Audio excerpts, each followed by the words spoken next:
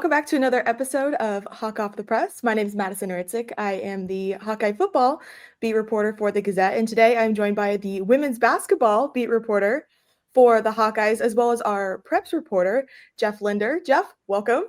Yeah. Hey, how are you? Thanks for coming. Thanks for having me great. on. Yes. So normally you do the other podcast with the other preps reporters, so this one's fun to switch it up a little bit. Yeah. So, first of all, welcome to Iowa. How do you like it so far?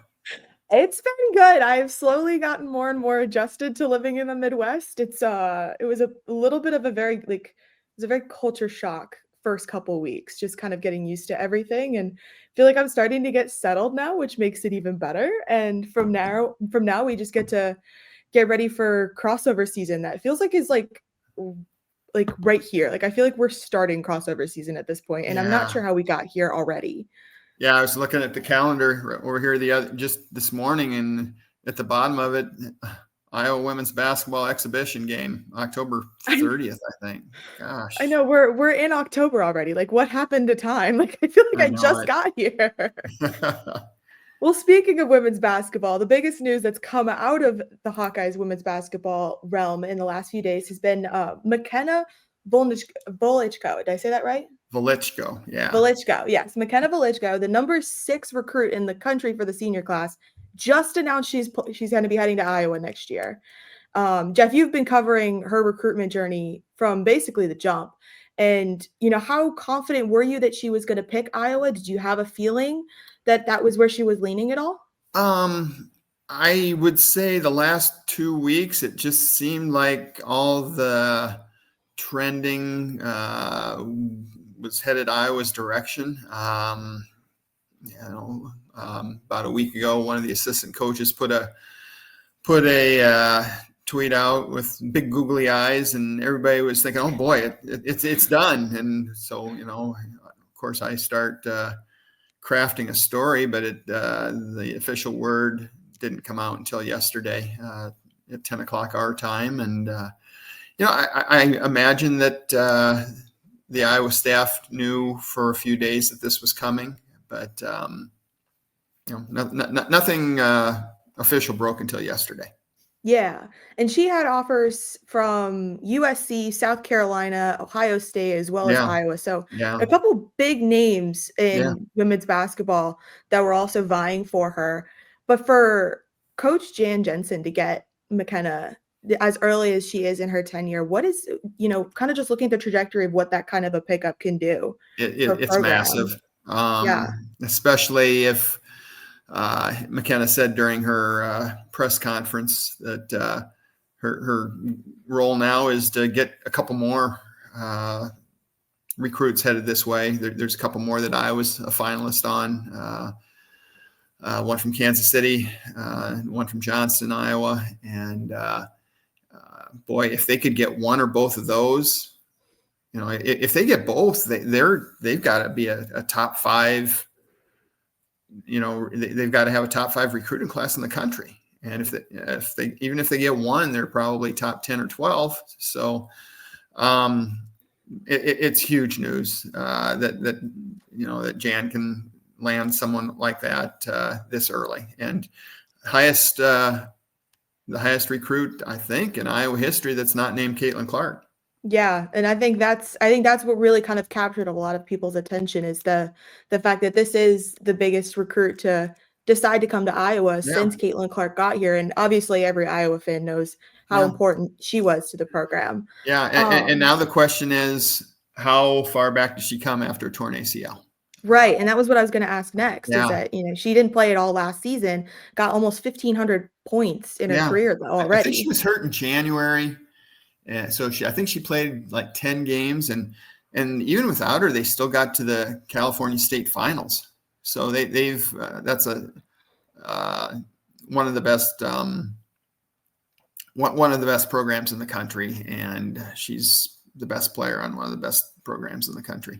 Mm-hmm. And her experience, being able to wear a Team USA jersey at her age as well too, I'm certainly factors into her skill set as well. And I know that. Believe that you wrote in your story that she used to be cleared for contact right around October. So pretty much any day now is what we're looking at. Yeah, sounds like she's ahead of schedule and ready to go, and I'm sure she'll be playing basketball in their season opener. And that's exactly what you wanna hear if you're an Yeah, Iowa fan, but also the Iowa absolutely. coaching staff knowing that your newest recruit is also, gonna be back for her senior year. Right. So I'm curious, when you look at somebody like McKenna and her skill set, how do you see that blending into what Iowa already has right now? Well, Iowa loses four seniors after this year. My assumption is that she'll probably play a 3 or a 4.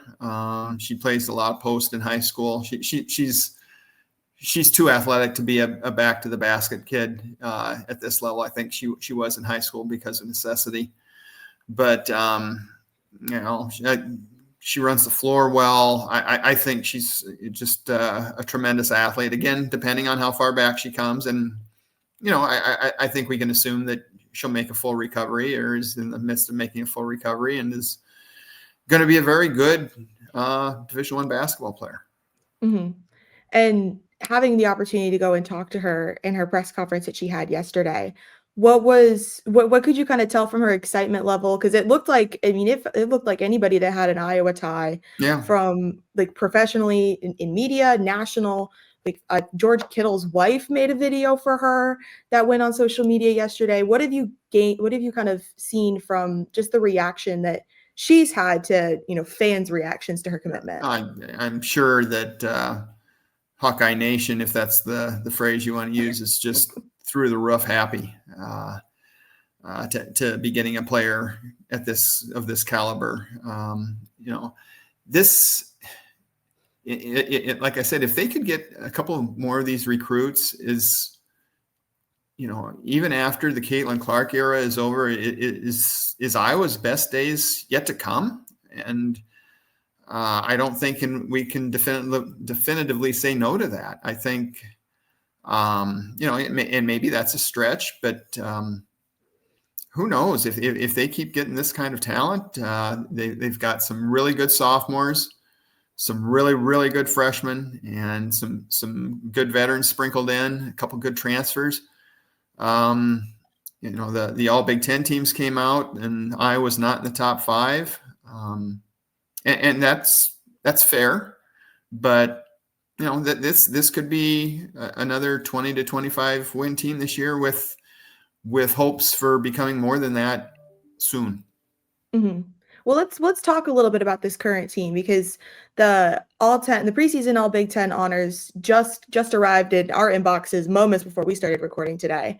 And you mentioned Iowa's not in the top 5, but what have you seen out of some of these current players and what they're able to bring to be able to potentially have, a 2025 win season this year? Well, they've got Hannah Stolke back, and she's terrific. She's an All Big Ten preseason player. They've got some good leadership coming back in kids like Kylie Feuerbach. I think Ava Hayden, the sophomore post from Oregon, is going to have a really, really big jump this year and is going to be. She might be all Big Ten caliber by the time it's done. A couple transfers coming in, Elena Rodriguez and Chit Chat Wright. I think both of them. Some people think both of those girls are going to start this year. But there's only 5 starting positions, and who knows? And that's the beauty of it. You don't know who the top 5 or top. I think we know who the top 8 or 9 are going to be, but where the minutes going to go, and hopefully from their perspective they can all stay healthy and gel together, and we'll see. Yeah, and Iowa fans get their first look at this particular Hawkeye team, uh, in the Hoops from Downtown event that's coming up in about 2 weeks now. It's, October 17th is when it is. Men's and women's are getting an opportunity to kind of show up a little bit. And then also there's the exhibition that you and I were talking Mm-hmm. about at the end of this month, so that's against Ashland. Do you expect that to be how we're gonna find out where those minutes are distributed, or do you think we're gonna end up waiting until I that think Southern game? I think it's going to be a work in progress. I I don't think the rotation is going to be the same in November as it is the 1st of January once Big Ten really gets rolling.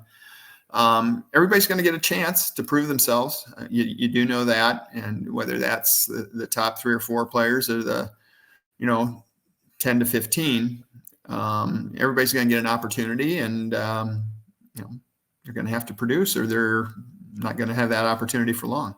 Mhm. And with this non-conference schedule, I know it still feels like half of these games are forever away, but I mean, Yeah, we're in October now. We kind of have to start thinking about it. What have you made of this non-conference schedule this year? Is there anything that stands uh, out to you about it? it's the road part of the non-conference schedule and the neutral site is very good. They play Connecticut at a neutral site. They play Baylor. They play Miami. Those are at neutral sites. Iowa State on the road is going to be a really tough challenge for them. The home games, it's not a really sexy non-conference schedule. I think, Drake might be the best. Drake or Fairfield might be the best home non-conference game. Big Ten wise, at home they've got Michigan State at home, Ohio State's at home. Those will be good games, good competitive games. But a lot of their really good road games are away. Maryland, USC, UCLA, those are away. So, but the Big Ten's going to be deep again. Probably 10 to 12 teams will be in the NCAA tournament. So, it's going to be a good schedule for them. Yeah. Well, it almost feels like a trade-off in the sense too, where there's not maybe as many flashy home non-conference Right. games, but there are a couple Big Ten Yeah. games that you see on the home slate Yeah. that can kind of catch some people's eyes. At Yeah. least And, that's how and like, Michigan, you look at it that way. Michigan State aren't going to drive the fans wild now, but I think both of those teams are going to be very, very good. And they play Nebraska home and away. That'll be a couple really good tests. So if you're thinking drivable games, they go to Wisconsin, they go to Northwestern, Purdue. I think Purdue and Indiana are both away. So yeah. Yeah, it's certainly it's a fun home and away schedule for the conference, but I feel like when you play in the Big Ten or the SEC for women's basketball, you're gonna get a pretty decent home slate for conference play. Yeah. Yeah. And those are just kind of the 2 conferences I always think of with college basketball, especially on Yeah. the women's side of things, with how much those 2 have evolved. The unfortunate thing is with all these teams, 18 teams in the league, they only play Nebraska twice. So half of them, you're not going to see here. Right, exactly. And that's the hard part about when you have those expansions is that there is that give and take side of it too. Yeah. Um, but kind of looking a little bit back on that recruiting side of things, Mhm. McKenna's commitment comes right as in-season practices are starting. Like they had their first official practice of the season like a day or 2 before the commitment was official. Yeah. From your experience, how does a commitment like that right at the start of a preseason impact the team's excitement and energy kind of building up to those moments? Well, I think it's got to give them a lot of excitement, but remember she's not going to play with them this year, so Right. their focus needs to be on Southern University right now, and doing what they need to do to be a factor come March. It's what McKenna Woliczko gave Iowa today or yesterday was a lot of buzz, a lot of positive excitement. But as far as what happens this season, that's up to the kids they've got right now. Mhm. Does that make it hard sometimes in your experience from kind of how people manage it, the buzz and excitement of a commitment like that versus reminding themselves that no, there is still like a year before she'll actually Yeah. set foot on campus? No, I think people are realistic. I think the players are, they know what they've got in their, what they like to call their circle and in their locker room. And whenever they get McKenna Woliczko and whoever else comes with her, they've got enough in their locker room to be a good, solid team this year. Yeah. And then not only did McKenna announce her commitment to Iowa yesterday, but it was also announced that you reported as well. Yeah. 3rd straight season that Iowa has sold out its season tickets. And I mean, the homestand streak for sellouts is impeccable. It's one of the best in the country. Mhm. Maybe this is just me being new to the area, but that doesn't feel like that happens on the same day coincidentally. Well, they were getting close to that anyway, and it in this case it might be a coincidence, maybe not, but like I said yesterday, this has Iowa ever had a better October day women's basketball wise in history, other than the crossover at Kinnick 2 years ago? Maybe not. They got a lot of good news yesterday, and I'm excited for you to go to a women's basketball game at Carver, just so you can, against a good team, just so you can see what that's like. The buzz, the energy, the excitement, the noise in that place. I think it's gonna knock your socks off a little bit. Yeah, I'm excited for it too. I mean, I've had the pleasure of seeing South Carolina's Mm-hmm. women's basketball environment and what that looks like. I've had the pleasure of seeing Syracuse's women's basketball, James Madison, a bunch of different schools. But when you have one that's got, especially the more recent history that Iowa's really garnered, I think that's probably what I'm most excited for. Is just to see fans that are so eager because this is such a new interest for them. Yeah. Whereas a lot of the programs I've been to before, it has not been the case. They've been fans for a long, long Mm-hmm. time. It wasn't that long ago, 3 or 4 years ago, maybe 5. Well, it was longer ago than that. That they had curtains for the Iowa women's basketball games at Carver, and the curtains were down for on one side, just because they drew 8,000 instead of 15. So Mm-hmm. it wasn't that. I mean, they've always drawn well, but now it's just off the charts well. Yeah, and that's got to be exciting. You had the opportunity earlier today. The Iowa Ideas event has been going on through the Gazette the last couple of days. You actually were just doing a group talking about the impact of women's sports in Iowa Yeah. athletics. So I'm sure you've seen that impact as well in the women's basketball side of things, not just Mm-hmm. not just with them, but across the board with a lot of Iowa's women's athletics too. Yeah, and like what we talked about on that is Iowa's always been ahead of the curve in women's and high school girls sports.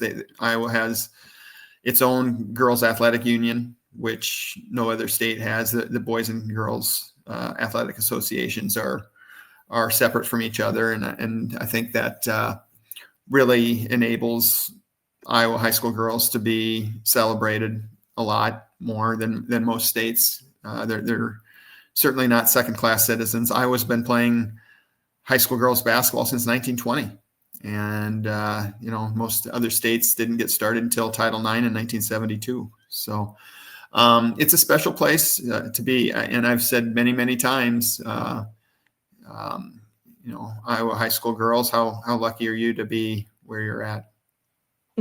Absolutely. And with, part of the development of Iowa's women's basketball program reaching so many new heights, the program did announce that they have a new assistant coach this year with Jasmine Walker. Mm-hmm. That was announced back in June.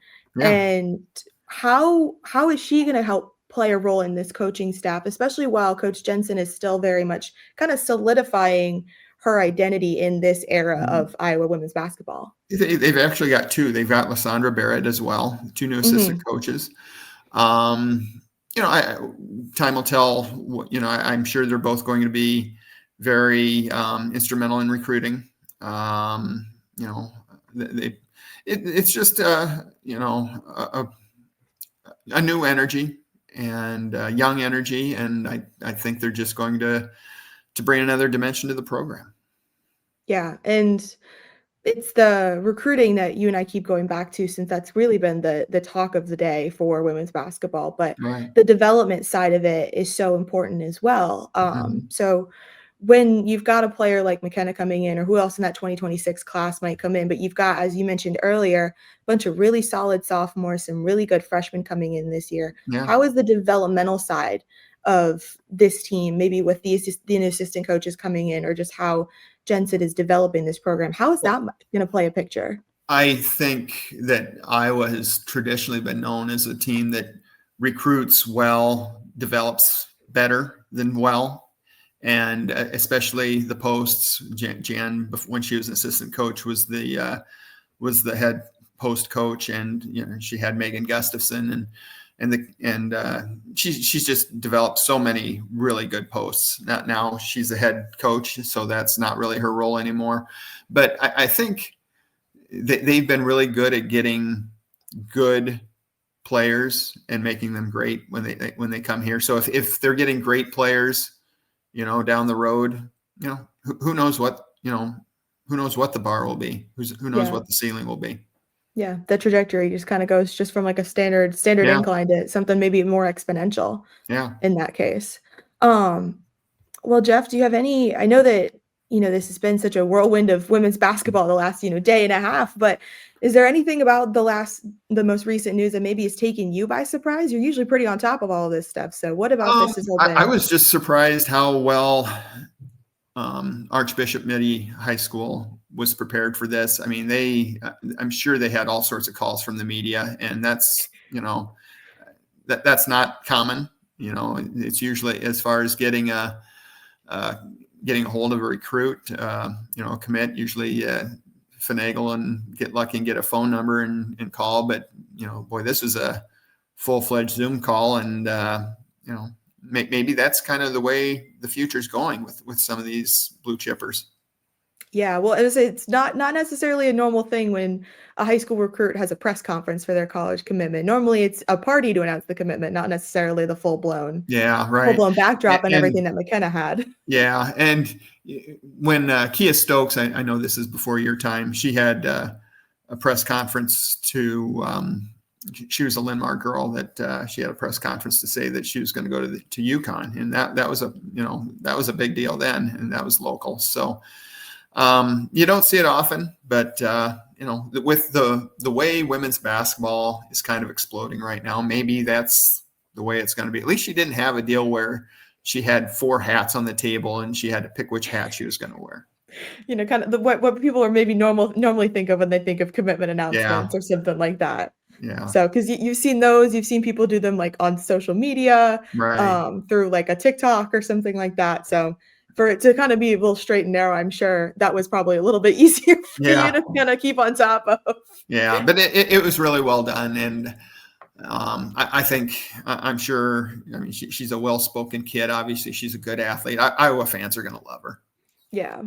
Well, it's great to get your insight, Jeff. We appreciate all of your knowledge in this realm because you've been on top of it for many, many seasons now. So to have your voice involved in all this is great. If you like what you see, you can follow the podcast and follow my newsletter, Hawk Off the Press, both of the same name, at thegazette.com. Thank you so much for watching, and we'll see you next time.